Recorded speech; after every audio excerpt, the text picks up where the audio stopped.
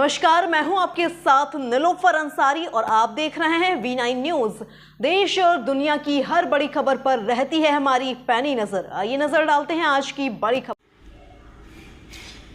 वाराणसी से रहने वाली मिसेज एशिया विजेता सचदेवा जिस मुकाम पर है, उस मुकाम को पाने के लिए बहुत मेहनत और कई संघर्षों के बाद हासिल किया है। MRS बनारस 2018 हारने के बाद 2019 में सेकंड रनर अप से शुरुआत हुई, जिससे लगातार आज इस मुकाम पर पहुंची हैं और इसमें परिवार ने हर कदम पर साथ देते हुए मुख्य भूमिका निभाई है। विजेता सचदेवा बताती हैं कि आज मैं जिस मुकाम पर हूं, इस मुकाम पर पहुंच जाने के बाद मैं खुद पर बहुत गर्व महसूस करती हूं कि आज मेरी खुद की पहचान है कि लोग मुझे आज मिसेज एशिया विजेता सचदेवा के नाम से जानते हैं। उन्होंने आगे कहा कि हाँ, मेरा एक सपना अभी पूरा अधूरा है। जब तक मैं मिसेज वर्ल्ड का ताज अपने नाम नहीं कर लेती। विजेता सचदेवा ने स्क्वाड गाइडिंग विजेता award, national achievement award, best makeup artist award आदि से सम्मानित किया जा चुका है। मिसेज एशिया विजेता सचदेवा ने मॉडलिंग के साथ साथ बॉलीवुड फिल्म के लिए कदम रखने जा रही हैं। कई फिल्मों के लिए ऑफर भी आ चुके हैं और एड शूट का भी ऑफर आ चुका है। साथ ही बातचीत चल भी रही है। विजेता सचदेवा ने सामाजिक स्तर पर भी काम करती हैं। उन्होंने कहा कि यह संदेश देना चाहती हूँ कि पहले खुद को प्रूव करके खुद की एक पहचान बनाएं और अपनी मंजिलों को पाने के लिए दूसरों से ज्यादा अपने आप पर भरोसा करें। प्रयागराज से शनि केसरवानी की रिपोर्ट। हेलो, नमस्कार। मैं हूँ आपके साथ सनी केसरी। V9 में आपका स्वागत है। रोल को चूज करना चाहूंगी कि जिससे कि लोगों को कुछ प्रेरणा मिले और अर्निंग भी उनको जरिया हो और एक पहचान हो। लेकिन ये खबरें ये भी यार है, लोगों को ये कह रहे हैं कि आप जो है बहुत जल्दी फिल्म के इंडस्ट्री में जा रहे हैं, एक अभिनेत्री एक भूमिका की नज़र में आ रही हैं। इस पर क्या कहेंगे? ये बात तो राइट है कि काफ़ी ऑफर आ चुके हैं और मुझे काफ़ी जगह से सेलिब्रिटी गेस्ट के ऑलरेडी इनवाइट भी कर चुका है, क्योंकि ऑलरेडी मैं अचीवमेंट इस तरह से है तो मुझे लोग सेलिब्रिटी के रूप में देखते भी हैं। और जैसे फोटोशूट वगैरह तो ऑलरेडी मैंने कर चुकी हूँ। मैं कलनीवाल ग्रुप ऑफ आर्ट की ब्रांड एम्बेसडर भी बन चुकी हूँ।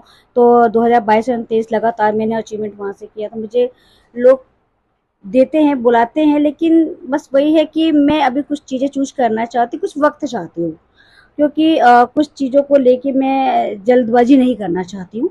तो आना है, करना है, और जिस दिन मुझे ऐसा लगेगा कि मुझे अब इस फील्ड में मुझे कोई अच्छा रोल मिल रहा है या मुझे लगता है कि मुझे जाना चाहिए, तो उस दिन मैं ज़रूर से इसके लिए सोचूंगी। आपके जो हम इस क्षेत्र में आगे, क्या शादी के बाद हम इस चीज़ पे आगे नहीं जा सकते, लेकिन जब मुझे इस चीज़ को करने का सौभाग्य प्राप्त हुआ तो मुझे लगा कि मुझे आगे इसमें जाना चाहिए और आगे बढ़ाना चाहिए।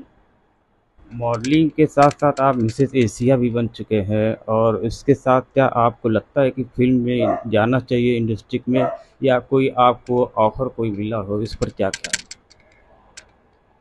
जी, मिसेज एशिया मैं 2022 में बनी थी, मिल्का एवं श्वेता तिवारी द्वारा बनी थी। और मुझे काफ़ी गर्व महसूस भी हुआ था कि जो इंसान कभी सोचा नहीं होता है इस प्लेटफॉर्म के बारे में, कि मुझे कभी कभी लगा ही था कि मैं इतने आगे में जा सकती हूँ या जा पाऊँगी।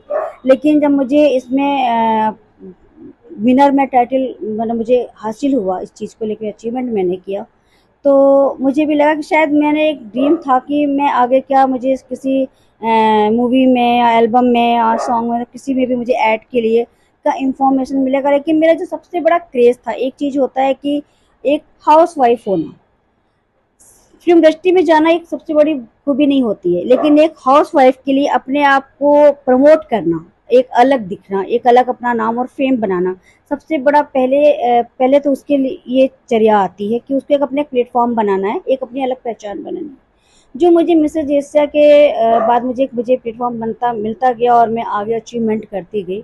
और मुझे लगता है कि इसमें हर हाउसवाइफ को भी, अगर उनका एक ड्रीम है, आप कोई भी चूज कर सकते, जरूरी नहीं कि आप मॉडलिंग को लेके करो, लेकिन एक अगर आपके अंदर आपकी कुछ क्षमता है, टैलेंट है, तो आप उसको बाहर निकालो, कहीं से भी आप निकालो, तो करना चाहिए।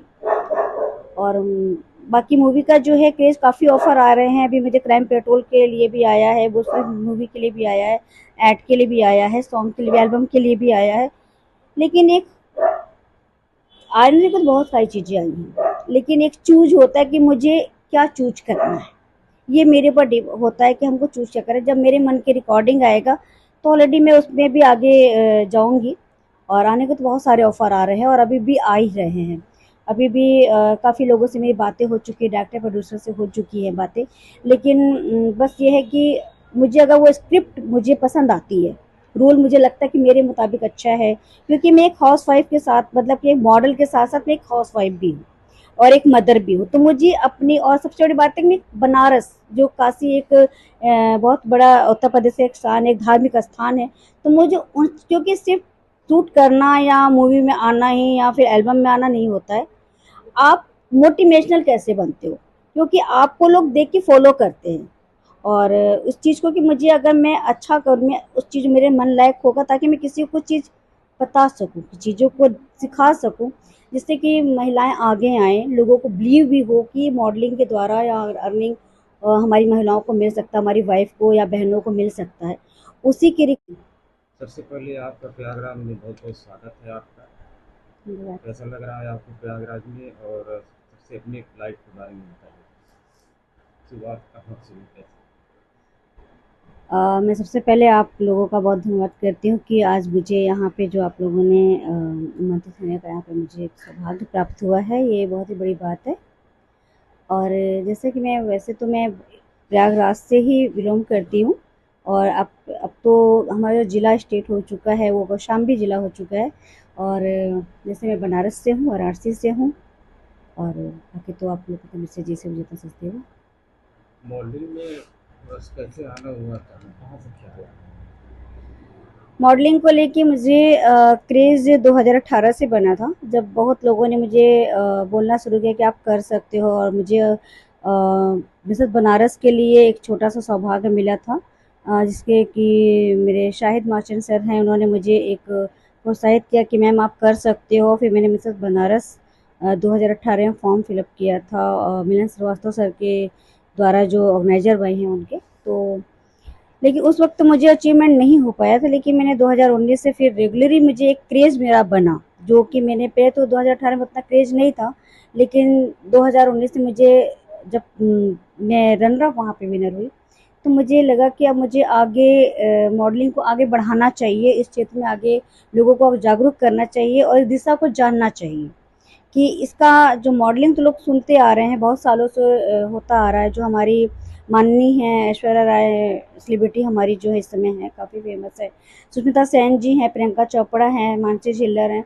तो मैंने जब इन लोगों को, मानसी छिल्लर तो हमारे बाद ही आई है, लेकिन जब मैंने इन लोगों को मॉडलिंग के क्षेत्र में आगे विख्यात होते देखा, एक अलग प्लेटफॉर्म बनाते देखा। आगे बढ़ाने के लिए एंड फिर फिल्म इंडस्ट्री को, चाहे मॉडलिंग लाइन को हो, लोगों को क्या संदेश देना चाहते हैं और उनका कितना सपोर्ट सहयोग योगदान रहेगा? देखिए, मैं धन्यवाद करती हूँ अपनी ऑर्गेनाइज़र श्वेता तिवारी मैम का एंड मिलन श्रीवास्तव सर का, जिन्होंने मिसेस बनारस से होके मिसेस एशिया का जो मेरा सफ़र रहा है, काफ़ी संघर्षपूर्ण रहा है और मैं काफ़ी स्ट्रगल करते हुए आगे बढ़ी हूँ।